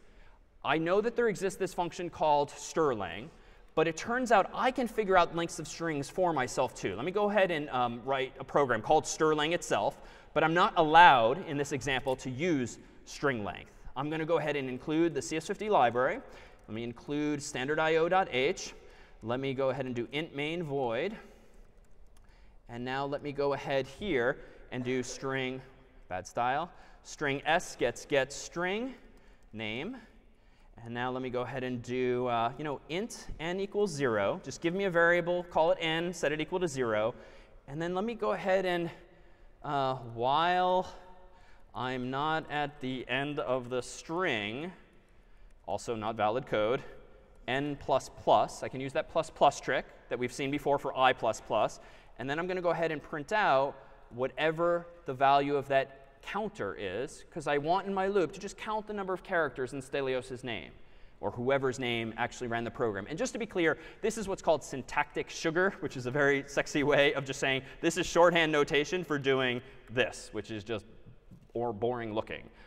This does the exact same thing. It's just a more succinct way of doing it. And you'll see little features of languages like this just to save us humans keystrokes. This, of course, is not a solution to a problem. How do I know I'm at the end of the string? Well, it turns out we need to break the abstraction layer, so to speak, of strings just a little bit. So it turns out that in your computer, we have this piece of hardware, RAM. And we saw this the other day. And we talked a little bit about the limitations of computers and the finite amount of memory that they have. And if you think about all of the chips on this device, doesn't matter for today how this works, but just know that there's lots and lots of bytes that can be stored in your computer's memory. And you might have 1 billion bytes, 1 gigabyte, 2 billion bytes, 2 gigabytes. But for our purposes today, just think of this RAM inside of your computer as just a long list of available bytes. Lots of bits, zeros and ones that you can change the values of. And maybe it's kind of a grid. So there's lots of bytes horizontally, lots of bytes vertically. We can kind of number them all so that one of the bytes is 0, and the other one way at the bottom is like the 2 billionth byte. So just assume that we can number all of the bytes in our computer's memory. Well, it turns out that when you type in Stelios' name, it of course ends with an S. But it would probably be a stupid decision to just look for an S when figuring out the length of someone's name, because it's not going to work on my name. It's not going to work on Maria's name or any number of other people in the room. So we don't know enough yet about what's going on inside of the computer's memory.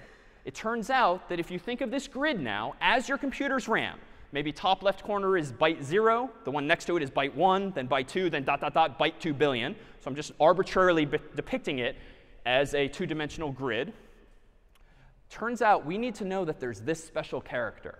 What C does for us, even without our telling it to do, it always puts a secret number at the end of any string the human types in. It's specifically represented as \0, but that's just the special way, like \n is special, of saying that is 8 0 bits altogether. It's a special value 0. And so now that we have this so-called sentinel value, if you will, sentinel value means this is just special. The human can't really type this. Like I can't actually type all 0 bits easily on my keyboard, because honestly, even if you hit the number 0, that is technically the character 0, because it turns out even numbers on your keyboard map to different integers. But more on that another time. So 0, 0, 0, 0, 0, 0, 0, 0 as bits are what that is. And so if I write a program that calls getString multiple times, and Stelios is the first one to type in his name, it might end up in memory looking like this. But then suppose one other person types in their name, like Maria. Her name is just going to fit in the next available memory, but also be null terminated, so to speak. The sentinel value is also called null, N-U-L, but that's just all zeros. And then if someone else types in his or her name, it's still going to fit in there. So Zamila, for instance, it wraps around, but again, this is an arbitrary artist's rendition of my computer's memory, ZAMYLA \0, and I can keep typing in names until I'm just out of memory. At that point, like the program's going to crash, or I'm going to have an if condition that says too many things in memory. Something's going to have to stop at that point. So what this means for my implementation ultimately is the following.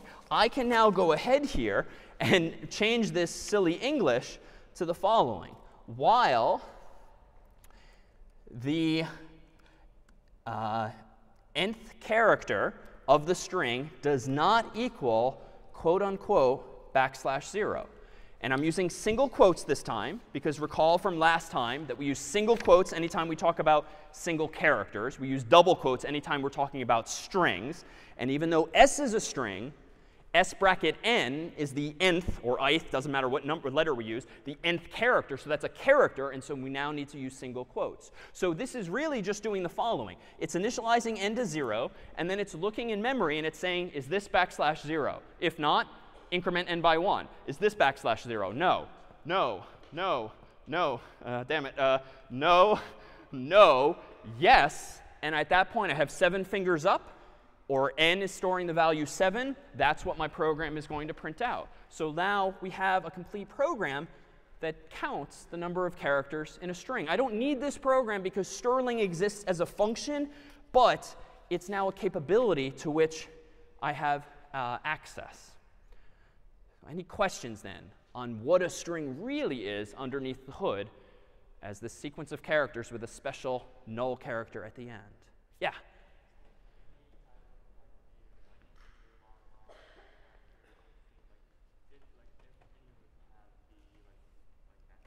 Good question. What about other data types, if I can rephrase it, like ints and floats and so forth?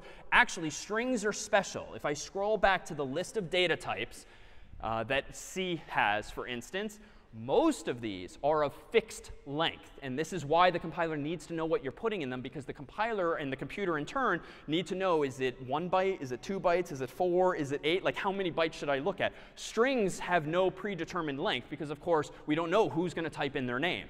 But an int, turns out, in most systems is always going to be 32 bits, or maybe 64 bits, or equivalently 4 bytes or 8 bytes, because there's a 1 to 8 ratio.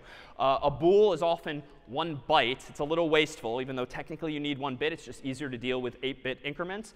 Chars are, by definition, 8 bits, or 1 byte. So almost all of the data types are a fixed length. So you don't need to have a special null character, but strings you do. Strings are special. Other questions?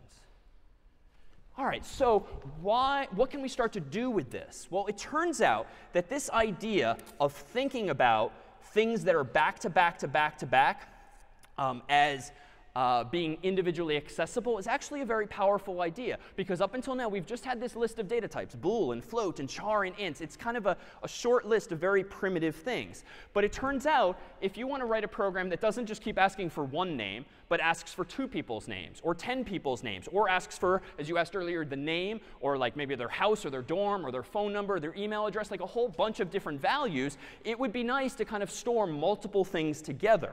And one way you can store multiple strings is you could call one string S. You could call the next string T. You could call the next string whatever. You could just come up with arbitrary names for your strings, but that's going to very quickly devolve. Imagine like what the registrar uses here at Yale to actually keep track of students. Like, they don't have a computer program with thousands of variables inside of it. They probably have a computer program for dealing with course registrations with at least one variable called students. And inside of that students variable, can the registrar fit 1 student, 10 students, thousands of students? It can kind of grow to fill the number of values we actually care about. And C isn't quite as powerful as that. We'll need another language like Python or JavaScript to really get dynamism. But for now, we do have the ability in C to represent multiple things back to back to back to back to back in memory. So not just characters in strings. We can borrow that idea from strings and store, if we really want, student, student, student, student, like multiple strings back to back instead of just individual characters. And what that idea is called is an array. An array is a contiguous chunk of memory, something back to back to back, literally physically next to each other, typically in the RAM that we've presented as hardware. But it's not just character, character, character. Maybe it's int, int, int, int, int, or string, string, string, string, string, or more generally, student, student, student, student, student, multiple things back to back to back. And so now we can actually give you a glimpse of what this thing here is that we keep typing sort of on faith.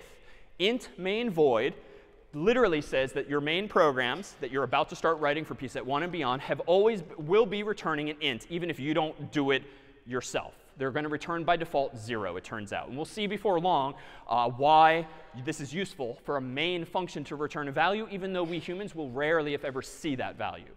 But it is interesting to note that main can take input, and not input in the sense of get int and get string and so forth. You can actually provide your program with input at the so-called command line. Like all this time, I've been typing /Mario0, /Mario1. and no words after that. And yet, we've shown you Clang already, the compiler itself, which can take in like -O and then -L CS50, like all of these additional keywords that somehow influence its behavior. So wouldn't it be nice if I could write a program where I don't prompt the user eventually for his or her name.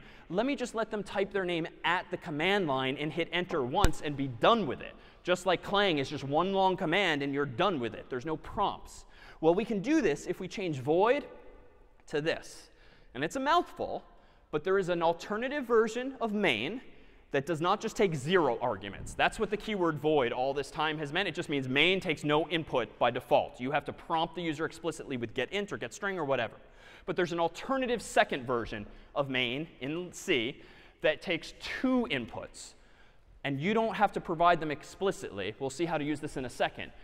Main can also be handed 2 inputs. One is an int, and one is an array of strings. The int is the total number of words that the human has typed at their keyboard. The argv, argument vector by convention, that we could call it anything we want, that is an array of words that the user typed at the prompt before hitting enter. And so this is useful in the following way. I'm going to go ahead and in today's source code, open up an example called argv, for argument vector, 0, as follows. In argv0, there's not all that much going on. And if you at least kind of take on faith the concept here, you can perhaps infer what's going on. So I've changed what main looks like on line 6, the signature of main, so to speak. And then I'm asking a question. If argc equals 2, then print out hello something. Otherwise, just print out the hard-coded hello world.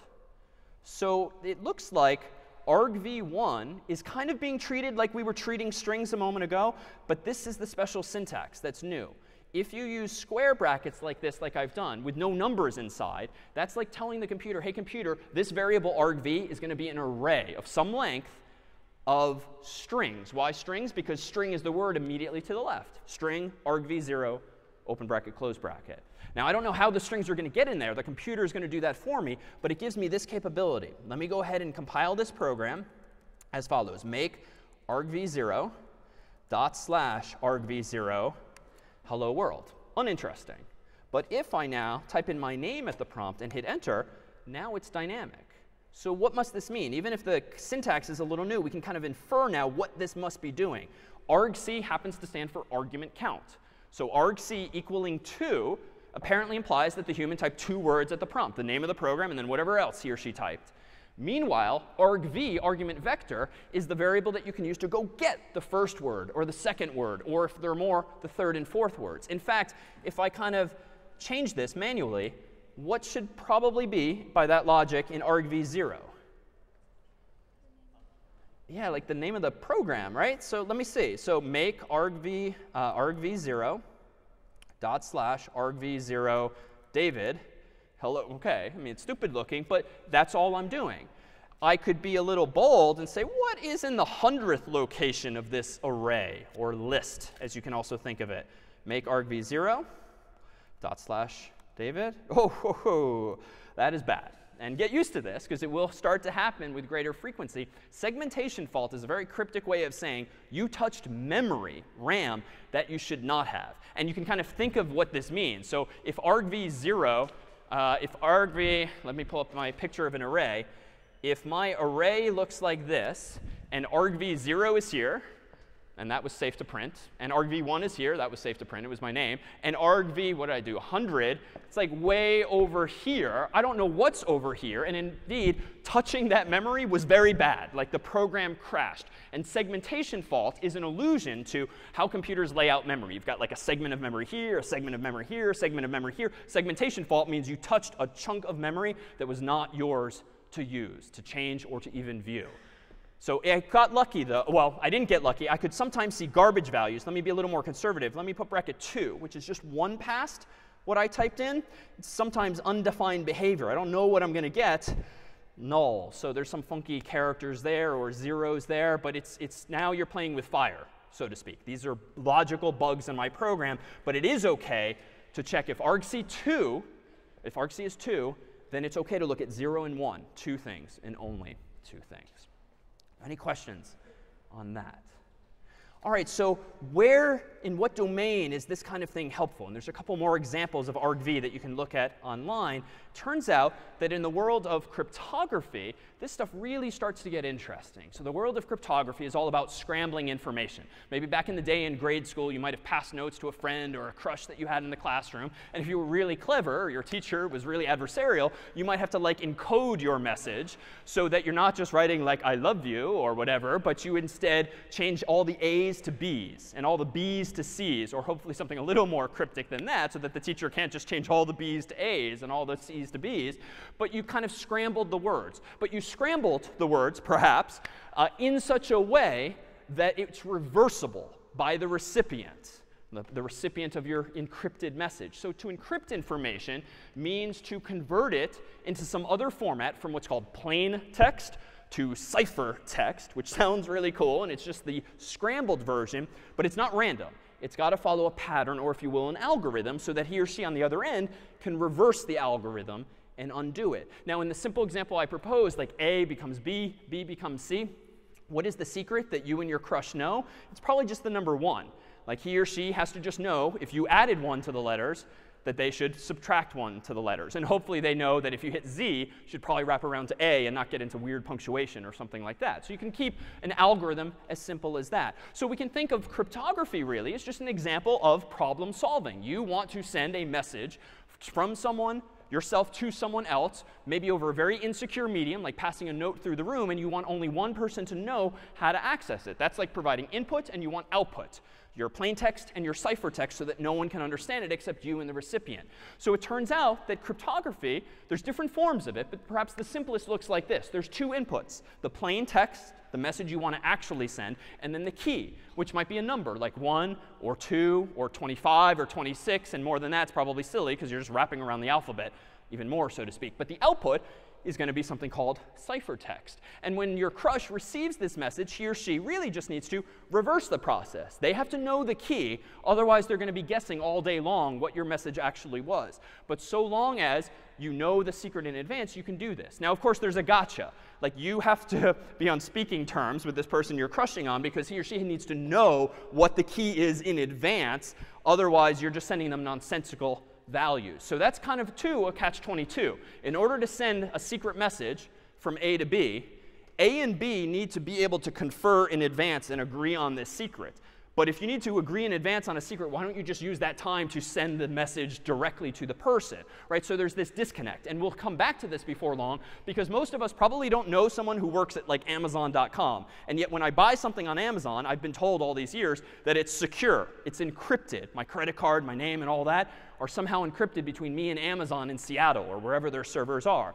But I don't know anyone there, and yet somehow cryptography still works. So this type of cryptography is just one, called secret key cryptography, but there's public key cryptography and yet other things. And so what you'll find in problem set 2 in particular is you'll have an opportunity to explore this world, whereby you'll write software that encrypts and then hopefully decrypts information, and even if you're among those more comfortable, an opportunity to try writing software that takes passwords that are encrypted, or more properly hashed, so to speak, more on that before long, and you try to crack those passwords, actually figure out what the passwords actually were. And it all boils down to, ultimately, in the context of C, taking as input a message, like a plain text, and somehow converting it to ciphertext by manipulating those individual characters, or if you're the recipient, vice versa. And I like to show a clip from, frankly, a film you can watch like literally every hour on the hour around the holidays, A Christmas Story, because that is an example of a very simple form of cryptography. If you ever saw this movie, this is little Ralphie, and he's really excited because over like months or whatever,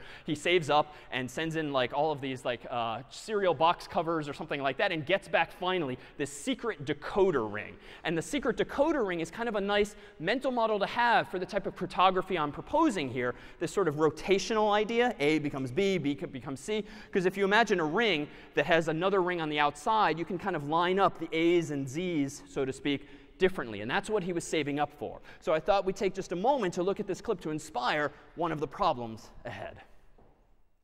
Be it known to all and sundry that Ralph Parker is hereby appointed a member of the Little Orphan Annie Secret Circle and is entitled to all the honors and benefits occurring thereto. Signed, Little Orphan Annie. Countersigned, Pierre Andre, in ink. honors and benefits already at the age of 9.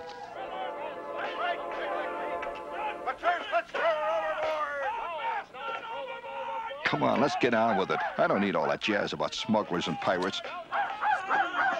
Listen tomorrow night for the concluding adventure of the Black Pirate Ship.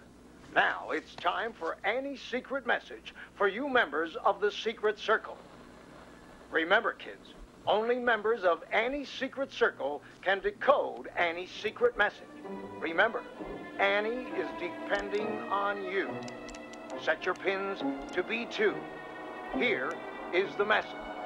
12, 11, I am 2, in my first 8, secret meeting. 25, 14, 11, 18, 16. Oh, Pierre was in great 23, voice tonight. 12, I could tell that tonight's message 23, was really 21, important. 3, 25. That's a message from Annie herself. Remember, don't tell anyone. 90 seconds later, I'm in the only room in the house where a boy of 9 could sit in privacy and decode. Aha, B. I went to the next. E. The first word is B.